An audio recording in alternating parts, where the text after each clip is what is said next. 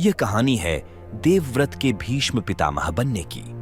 हस्तिनापुर में जन्म लेने वाले देवव्रत अपने माता पिता गंगा और राजा शांतनु के 8वें पुत्र थे, जिन्होंने महान योद्धा परशुराम से धनुर्विद्या और शस्त्र ज्ञान प्राप्त किया था। छोटी उम्र से ही वह धनुर्विद्या और युद्ध की नीतियों में काफी पारंगत हो गए थे। उनका सामना करना कोई साधारण बात नहीं थी। एक दिन जब वह जंगल से लौट रहे थे, तब उन्होंने अपने पिता शांतनु को एक मछुआरे से बात करते हुए सुना, जो सत्यवती के पिता थे। उन्होंने सत्यवती का हाथ राजा शांतनु के हाथ में देने के लिए एक शर्त रखी कि उनकी बेटी के संतान ही हस्तिनापुर पर राज्य करेंगे।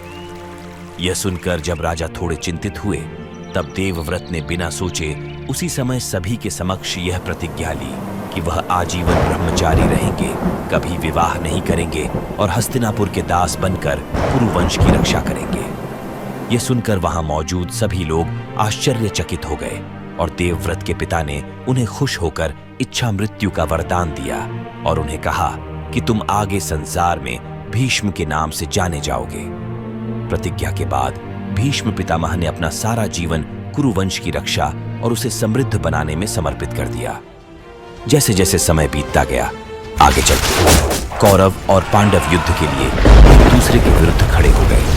इसी दौरान भीष्म के सामने पांडवों के विरुद्ध युद्ध करने के अलावा कोई विकल्प नहीं था, क्योंकि भीष्म ने हस्तिनापुर राज्य की रक्षा करने की प्रतिज्ञा ली थी। भीष्म पितामह ने कौरवों की सेना के सेनापति के रूप में नेतृत्व किया और पांडवों की सेना का संहार करने लगे। ये देखकर पांडवों ने श्री कृष्ण के कहने पर शिखंडी का सहारा लेकर भीष्म पितामह को हजारों बाणों से घायल कर दिया और उनका पतन हो गया।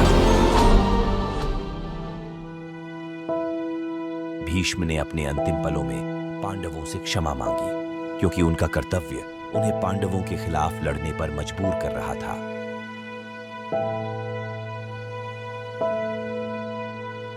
कुरुक्षेत्र के युद्ध क्षेत्र में सूर्य अस्त हो गया और भीष्म की आत्मा ने अपना शरीर त्याग दिया।